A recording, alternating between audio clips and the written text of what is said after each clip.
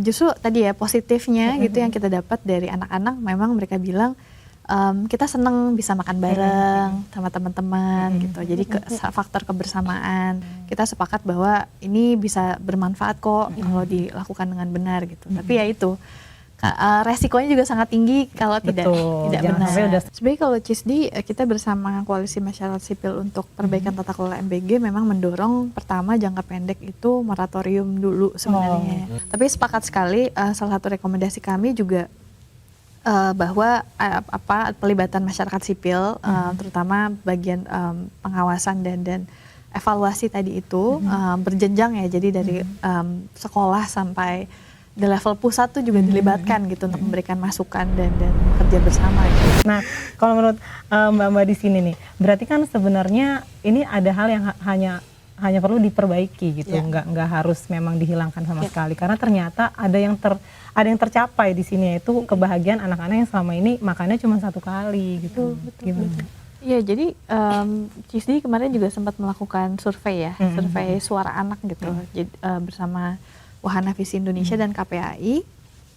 Jadi memang justru tadi ya positifnya gitu yang kita dapat dari anak-anak, memang mereka bilang kita seneng bisa makan bareng sama teman-teman gitu. Jadi faktor kebersamaan, terus juga faktor lainnya jadi nggak perlu ngeluarin uang jajan gitu. Jadi sebenarnya memang banyak positifnya kita lihat, tentunya kalau diberikan tadi dengan tepat sasaran gitu. Kita sepakat bahwa ini bisa bermanfaat kok kalau dilakukan dengan benar gitu. Tapi ya itu resikonya juga sangat tinggi kalau tidak benar. Sampai udah senang malah sakit ya, kasihan. Dengan Vika gimana tuh? Iya, kembali lagi harus dikaji secara komprehensif. Iya, komprehensif. Jadi segmentasi pasalnya itu tepat lah sasarannya gitu. Jadi tadi yang memang kan memang tujuannya makan bergizi gratis, perbaikan gizi. Itu kan artinya untuk kelompok-kelompok rentan sebetulnya ya. Kalau kita menangkap lebih tepatnya ke situ seharusnya seperti itu. Jadi kembali lagi ke tujuannya itu mau apa gitu. Jadi dikaji seperti tadi Mbak Olive bilang, kita contoh negara-negara lain, mereka butuh waktu lama karena memang program ini tuh sebetulnya bukan program yang main-main ya. Artinya kajian itu harus betul-betul mendalam sehingga segmentasi pasarnya, sasarannya itu tepat sesuai dengan tujuannya apa. Perlu ada pemetaan nggak sih gitu, kayak harus daerah ini ini lebih banyak membutuhkan. Seharusnya untuk pemerintah ada ya mappingnya seperti itu harusnya gitu. Jadi ya bukan perlu, memang ada seharusnya gitu. Seharusnya ada. Iya, dan ya harusnya ya tidak perlu ditanyakan lagi gitu. Betul. Atau ya mereka punya lah pasti. Dan sebenarnya tuh kalau saya lihat juga kan sebenarnya nggak semuanya juga yang kualitasnya buruk. Ada di wilayah-wilayah tertentu yang bagus. Nah, seperti kayak ponakan gue seneng banget tuh katanya kalau di sekolah dia MBG-nya enak. Makanya berarti kan ada yang nggak merata vendornya nih kayaknya nih yang nakal. Ini buktinya ada yang sesuai gitu kan. Ini kan program udah jalan. Evaluasi kita semua yakin pasti pemerintah udah ngelakuin ya. Entah itu efektivitas seperti apa. Kalau dari catatan kritis mbak-mbak dari LKI atau CISDI, mana sih titik yang sangat perlu dievaluasi pertama untuk program makan bergizi gratis itu? Mungkin dari Mbak Vika. Pertama ya tadi ya sasarannya gitu ya, harus tepat dulu nih ya. Bener nggak sih semua anak sekolah itu perlu diberikan ini gitu kan? Perlu nggak sih di DKI Jakarta misalnya wilayah ini tuh? Ya itu sih. Jadi kita mapping dulu nih kira-kira target sasarannya itu sudah sesuai atau belum gitu. Jangan-jangan kita buang-buang uang nih.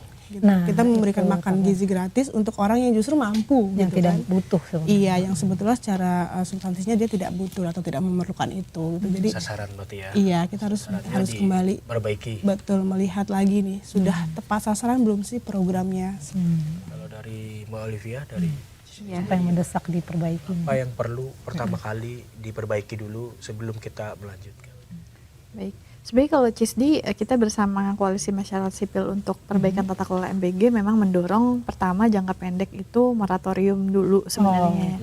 Jadi sistemnya dulu diperbaiki. Ya, jadi dalam artian moratorium ini tidak menambah lagi SPPG, yang operasional sekarang juga bisa dievaluasi total dulu gitu. Kita melihat titik-titik perbaikan utama memang tadi soal transparansi data dan juga keamanan pangan itu yang butuh diperbaiki, dan dalam jangka panjang tentunya ya semua banyak hal tentang pemenuhan gizi, pedoman-pedoman dan sebagainya itu harus diperbaiki. Tapi kalau YLKI sendiri udah pernah ngecek langsung nggak sih ke dapur MBG-nya misalnya? Kita sendiri belum sih. Oh belum, tapi ada rencana untuk? Sejauh ini untuk rencana kita langsung itu belum ya Mbak. Belum gitu. juga. Karena memang secara apa ya, harfiah itu kan kita memang keterkaitannya itu kita kan ada induknya itu Undang-Undang Perlindungan Konsumen. Jadi memang yang kita naungi itu si konsumen akhirnya dulu gitu. Pengaduannya dulu. Iya, jadi kalau memang yang tadi saya bilang gitu, konsumen akhir itu kan orang yang memang menerima manfaatnya langsung gitu. Jadi kalau memang ada pengaduan nih dari si konsumen akhirnya, mungkin bisa saja gitu kita akan melakukan proses itu gitu. Tapi memang kembali lagi ke based on pengaduan dulu, secara kronologis lengkap dulu, nanti baru kita telusuri.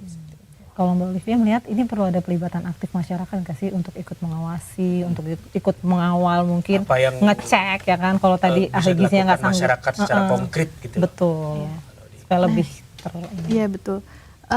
Kalau langsung datang ke SPPG itu kayaknya susah ya, Iya, karena saya juga kami dapat laporan kalau puskesmas pun juga suka ditolakin sama SPPG-nya. Nah, berarti dari situnya aja harus dibenahi nih, jadi biar pengawasannya menyeluruh gitu. Jadi memang dari awal belum transparan lah sekarang gitu. Tapi sepakat sekali, salah satu rekomendasi kami juga bahwa pelibatan masyarakat sipil, terutama bagian pengawasan dan evaluasi tadi itu berjenjang ya, jadi dari sekolah sampai di level pusat tuh juga dilibatkan gitu untuk memberikan masukan dan bekerja bersama gitu.